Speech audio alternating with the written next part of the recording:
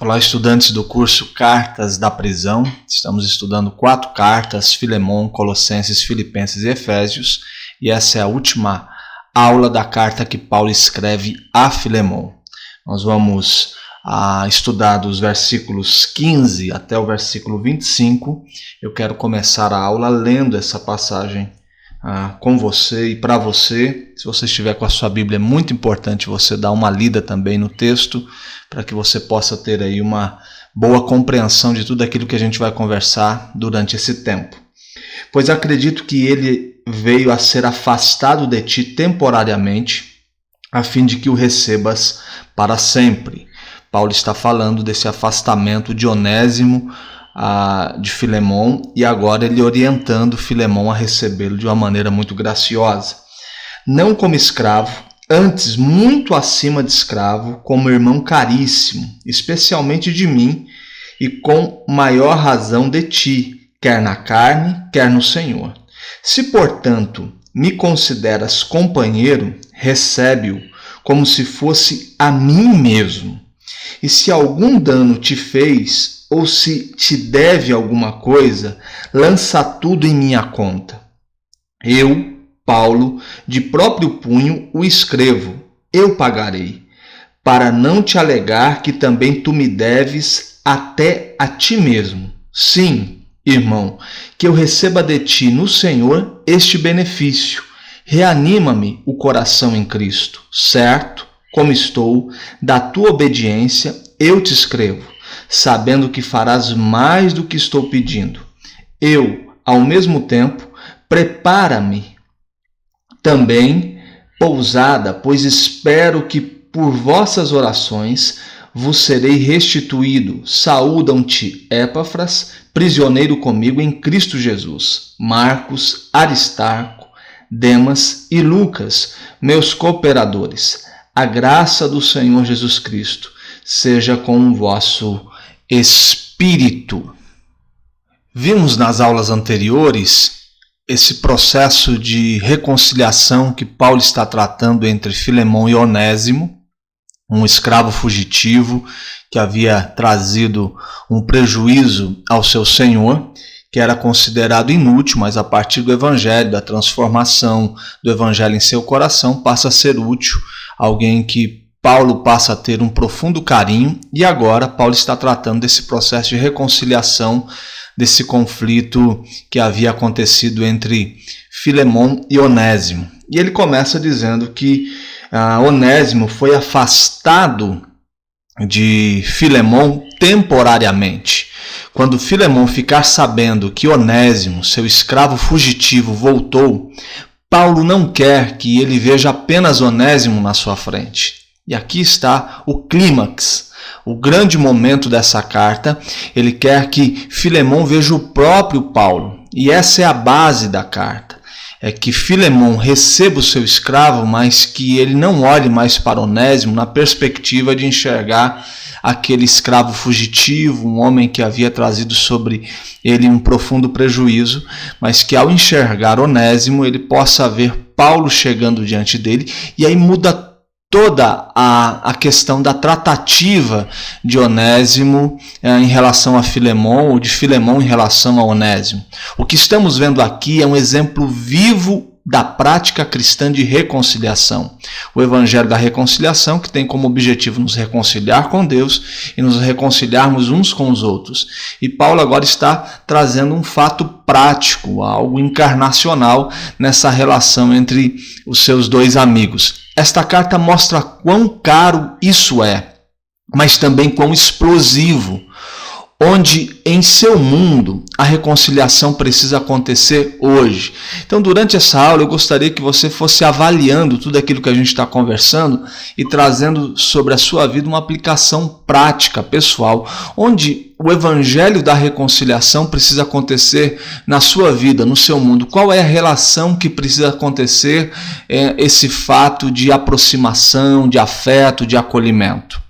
Quais são as barreiras sociais que estão neste caminho de reconciliação e que a gente pode ver em uma realidade, uma sociedade intolerante, em uma sociedade onde cada vez mais nós nos afastamos das pessoas, né? Há uma política, uma cultura de cancelamento de pessoas, e muitas vezes aquilo que era um fato presencial, real, onde a gente fazia essas rupturas, estando perto do outro, a partir do fenômeno das mídias sociais, nós rompemos, brigamos, construímos grandes conflitos a partir disso. E olhando para uma sociedade de uma maneira mais geral, como a Igreja de Cristo pode ser essa comunidade reconciliadora, como que ela pode entrar nesse momento histórico, num momento de divisão de mundos, de tantas coisas que faz com que os seres humanos vivam num profundo conflito, como nós nos assumimos esse papel de comunidade reconciliadora dentro do nosso ambiente, como um sinal histórico do reino de Deus dentro das relações humanas. E como as pessoas que creem em Jesus podem fazer isso acontecer? Como que a gente, como Paulo está tratando disso, como que a gente assume esse papel dentro da história, na sociedade, e pode contribuir para que a realidade da reconciliação aconteça nos corações de pessoas que estão... Um segundo ponto que eu gostaria de ver com vocês é a resposta para essa pergunta. Deus pode trabalhar na infelicidade? De alguma forma, nós construímos a nossa mentalidade na fé cristã, né, sobre as questões relacionadas à fé cristã, dentro do entendimento que Deus nos chamou para uma realidade feliz, e a fé como se fosse um elemento anestésico para todas as questões complicadas da vida. E a gente muitas vezes não consegue ver as digitais de Deus marcando um momento, um acontecimento onde a infelicidade é uma realidade. Então a gente vai buscar a resposta dentro dessa relação, onde tem um ambiente de infelicidade, um momento de infelicidade, e como as digitais, as marcas de Deus trabalham no coração de Filemão e Dionésio. E a resposta é certamente que sim. O maior ato de amor salvador que Deus já fez, e o fez em pessoa, foi a morte de Jesus na cruz. Para seus seguidores, essa foi a maior tragédia de suas vidas. A gente percebe isso no choro, no desânimo, no medo e no pavor dos discípulos após a morte de Jesus, quando eles estão trancados, não sabendo muito bem o que vai acontecer. A gente percebe que no coração daqueles homens o acontecimento foi profundamente trágico, e a gente não pode interpretar de uma outra forma. Para seus inimigos foi um ato de vergonha, maldade e insensatez.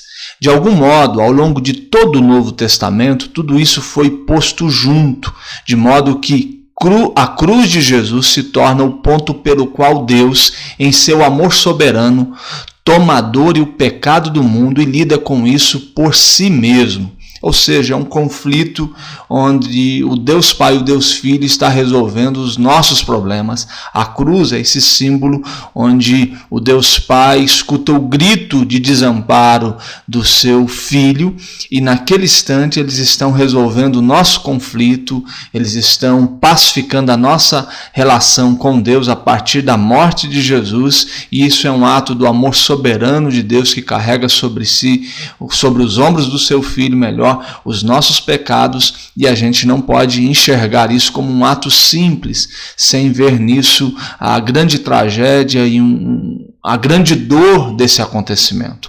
Deus pode trabalhar na infelicidade? Isso de fato é precisamente o que Paulo tem em mente nesta passagem, dos versículos 15 até o versículo 20, né? Do 21 ao 25 é aquele momento da despedida.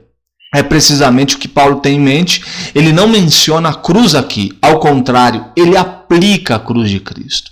Então, quando você lê esses 5 versos, que você tem em mente uma aplicação dessa realidade que a gente pode ver na cruz de Jesus, na sua crucificação. Na cruz, Jesus está pendurado com seus braços estendidos, reconciliando os homens com Deus e os homens uns com os outros. E agora é isso que Paulo está fazendo no meio dessa relação, pegando o braço de Filemão e o braço de Onésimo e aproximando e fazendo com que eles voltem a se encontrar, a ter uma relação de afeto, esses amigos que estão separados temporariamente, como Paulo nos afirma. O tema central, então, desses últimos versos da carta de Paulo a Filemão é a reconciliação. Paulo percebeu a verdade que tantos não viram. Sua conquista de reconciliação é realizada quando o seu povo segue o mesmo padrão. Quando as pessoas permitem que a cruz de Cristo deforma as suas vidas, o amor de Deus liberta para a mudança e cura de um modo que não podemos imaginar. Ou seja, quando a cruz de Cristo, derramada sobre o povo de Deus, faz com que as nossas ações e as nossas respostas diante dos dramas, das questões emocionais e relacionais, elas se tornam respostas baseadas na cruz de Cristo. Ou seja, a gente interpreta a vida a partir do óculos da crucificação. E é isso que Paulo está dizendo a esses dois homens e dizendo à igreja de Jesus, a partir disso, que a cruz de Cristo é que vai dar forma e vai movimentar esses dois homens no sentido de se encontrarem novamente, se aproximarem e encontrar também o coração um do outro. No versículo 17, ele vai dizer a Filemon dessa consideração que ele deve ter como companheiro. É alguém que foi evangelizado por Paulo, onde a igreja de Cristo está acontecendo na sua casa. Como Paulo disse lá no início, a gente comentou isso, se eu não estou enganado, na segunda aula, quando Paulo fala da ciência que ele tem do amor de Filemon. E agora ele está dizendo, se você me considera o seu companheiro, recebe esse homem como se fosse a mim mesmo. Eles eram parceiros, companheiros na causa do Evangelho, ou seja, eles compartilhavam uma vida comum, objetivos comuns e um estilo de vida comum, ou seja, a nossa vida é a mesma vida. O que a gente está fazendo tem a ver, tem conexão. O mesmo movimento que eu tenho em direção à minha vida, você também tem. Então nós compartilhamos da mesma vida, da mesma causa, colocamos no mesmo ambiente os nossos esforços e por causa disso, o que eu estou pedindo a você faz parte também daquilo que você deve carregar no seu coração em resposta à fé que possuímos em Cristo Jesus. Paulo estabelece que ele e Onésimo estão unidos pelos laços do amor cristão. Assim, se for esse o caso, Filemon tem todo o direito de punir Onésimo, talvez até mesmo de matá-lo. Paulo se coloca entre os dois no processo de aproximação. É interessante também analisar essa implicação de Onésimo ter que voltar para a casa de Filemon, olhar nos olhos do seu Senhor e pedir a ele perdão. Também nos mostra que o Evangelho não é uma anulação de tudo aquilo que a gente foi, das nossas pendências, ou seja, eu não tenho que resolver nada porque agora recebi o Evangelho e é daqui para frente. Existe aí uma coisa cara para Onésimo, ele tem que se aproximar de Filemon, olhar nos olhos e ele tem que resolver os seus conflitos, os seus dramas e os seus dilemas. A fé em Jesus não anula a exigência de Onésimo fazer um caminho de volta. E aí no versículo 17, ele vai representá-los um para o outro. Paulo se coloca no lugar de substituto nessa história de uma dívida que Onésimo está tendo com Filemon. Ele vai pagar a Filemon o que Onésimo está devendo, lembrando que a Filemon, embora dizendo que não precisa lembrá-lo, que também deve a ele a sua vida. No versículo 18, e se algum dano te fez, ou se te deve alguma coisa, lança tudo em minha conta, ou seja, eu sou responsável, transfere essa promissória para o meu nome, transfere essa dívida para o meu nome. Ele fala, eu, Paulo, de próprio punho, né? Algumas vezes nós vemos Paulo dizendo isso, são cartas que ele escreve, nos parece que é uma coisa muito pessoal, para não te alegar que também tu me deves até a ti mesmo. Lembra da aula passada quando eu falei dessa coisa de gerei, que no conceito rabínico aquele que leva o seu filho ao novo nascimento, ele se torna tão especial quanto aquele pai que gerou a vida, que gerou o filho, e ele está mais uma vez lembrando da preciosidade de conduzir alguém até os pés do Senhor Jesus Cristo, e aquele que levou, que conduziu, é tão responsável e também deve ser digno do mesmo afeto, do mesmo carinho quanto o pai biológico. E mais uma vez Paulo coloca isso na mesa, dizendo, você tem que lembrar que você me deve a sua própria vida, porque foi através de mim que o Evangelho chegou ao seu coração e um novo nascimento aconteceu.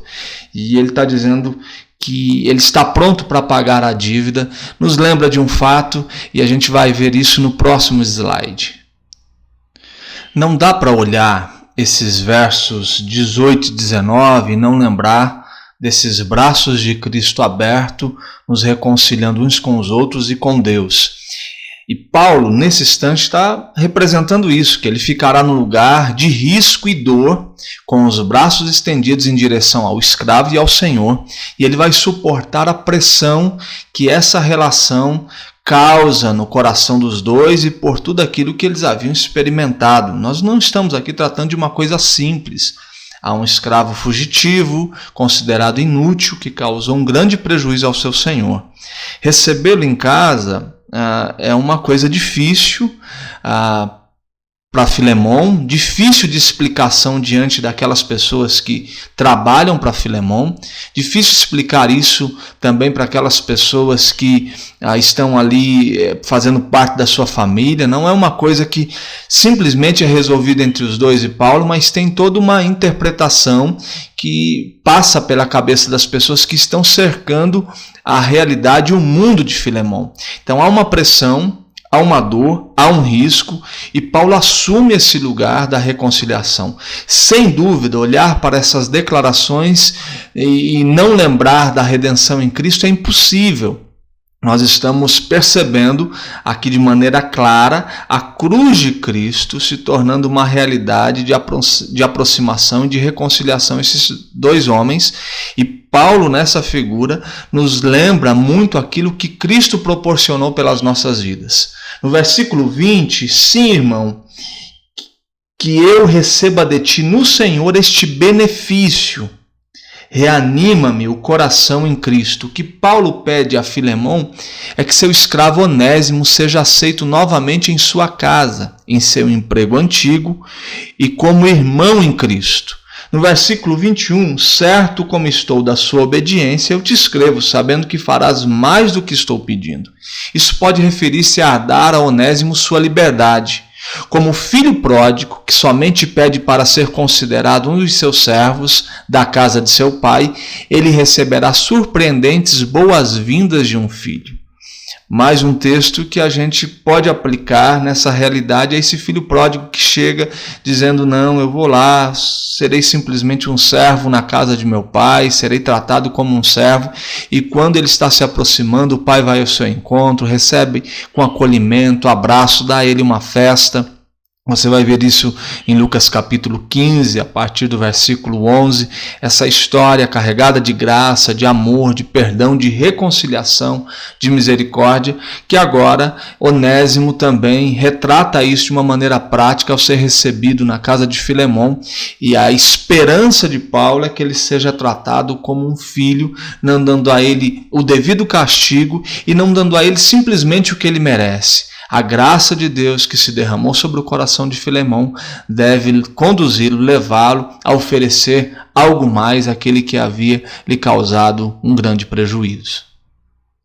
Dentro ainda do tema da reconciliação e buscando aplicar a parábola do filho pródigo nessa história entre Onésimo e Filemon, Onésimo como o filho que se afasta e vive dissolutamente, agora decide retornar para a casa do pai, devendo receber dele todo o castigo e é tratado com graça e amor.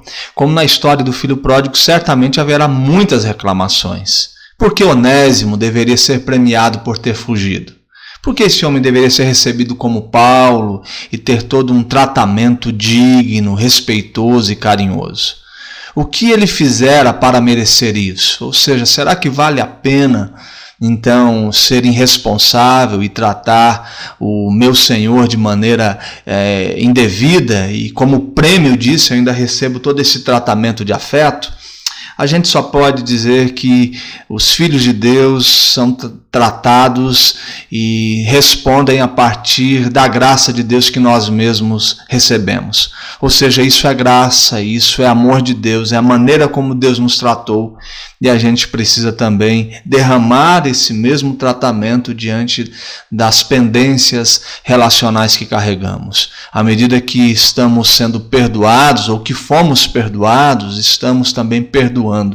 À medida que vamos nos sentindo amados por Deus, nós também vamos amando. À medida que a misericórdia de Deus vai se derramando sobre os nossos corações, nós também vamos exercendo a misericórdia sobre a vida dos outros. E a partir do 22 é aquele momento da despedida, aquele momento final da carta, quando fala: e ao mesmo tempo prepara-me também pousada, pois espero que por vossas orações vos serei restituído. Ele está agora falando de um otimismo, que ele crê que mesmo estando na prisão, ele voltará a ser livre pelas orações de seus amigos. No versículo 22 ainda vemos uma mudança de planos. Antes de ser encarcerado, a sua intenção era ter ido à distante Espanha. Você vai ver isso na carta que Paulo escreve aos Romanos, no capítulo 15, dos versículos 24 a 28. Talvez depois dos anos na prisão, 2 anos na Cesareia e os outros 2 longos anos em Roma, Paulo sentia que devia deixar os lugares distantes e os limites da terra para os homens mais jovens. E que para ele, à medida que se aproximava do final da vida, estar perto dos velhos amigos era a melhor opção. Isso fica bem claro também quando ele escreve na segunda carta a Timóteo, aquele momento onde ele está falando de um abandono. A gente vai ver isso um pouquinho mais na frente. E naquele instante ele também pede para que esse encontro com seus amigos, estar perto deles, como isso é importante.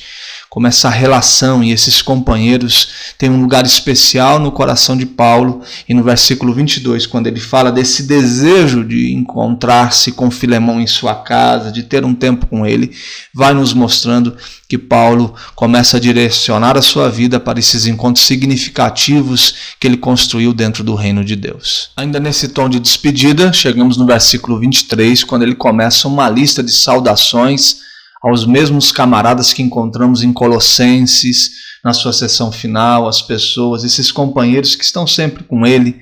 Também vemos isso na segunda carta de Paulo a Timóteo, no capítulo 4, dos versículos 9 a 16, uma lista de pessoas, ele dizendo: vem, procura vir ter comigo depressa. Ele fala de um abandono, de esquecimento, mas a gente percebe como essas pessoas são significativas. Lucas está sempre com ele e ele valoriza essa presença.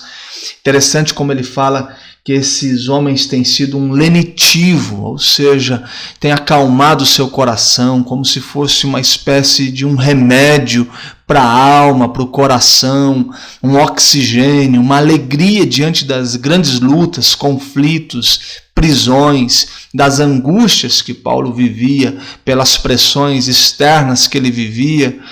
Ele vai o tempo todo dizendo que essas relações são significativas. Em determinado momento, ele vai dizer que a chegada de Tito foi para ele como se fosse um alívio, um consolo. Como essas pessoas se tornam consolo, paz para o coração dele, nos mostrando que o reino de Deus nos traz essa beleza relacional e como isso é importante na nossa jornada cristã. E chegamos à bênção final, quando Paulo ordena a graça de Cristo sobre o coração de Filemão, o coração de Onésimo, que eles sejam aí tomados pela graça de Cristo e sejam graciosos um com o outro. E termino trazendo uma aplicação pessoal, não só dessa última aula, mas de toda essa carta, essa pequena carta de Paulo a Filemão. O que Deus falou ao seu coração através dessa carta, durante essas aulas que a gente teve, que são 4. Como você pode obedecê-lo de forma prática a esse ensinamento? Ou seja, o que Deus disse, como que eu obedeço, como que eu coloco isso em prática? Quem será beneficiado com esse ensinamento? Quem vai ser o Onésimo nessa história? É você, quem sabe até você pode ser a pessoa beneficiada diante de uma realidade que você precisa pedir o perdão e não dar o perdão. E qual benefício você terá em seu coração através desse ensinamento?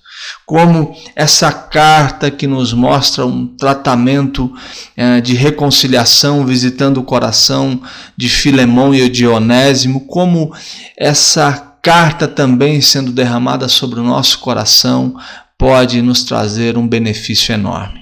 Ok? A minha expectativa é que você tenha sido abençoado durante esse tempo, essa carta de Paulo a Filemão. A gente continua nesse curso, a gente agora vai para as próximas cartas, existem mais 3 cartas a serem estudadas aí, Colossenses, Filipenses e Efésios. Eu espero estar com você, ou melhor, que você esteja comigo, né, no estudo dessas cartas que Paulo escreve da prisão. Deus te abençoe e que a graça de Deus esteja em sua vida. Como Paulo disse no versículo 25, a graça do Senhor Jesus Cristo esteja com o vosso espírito.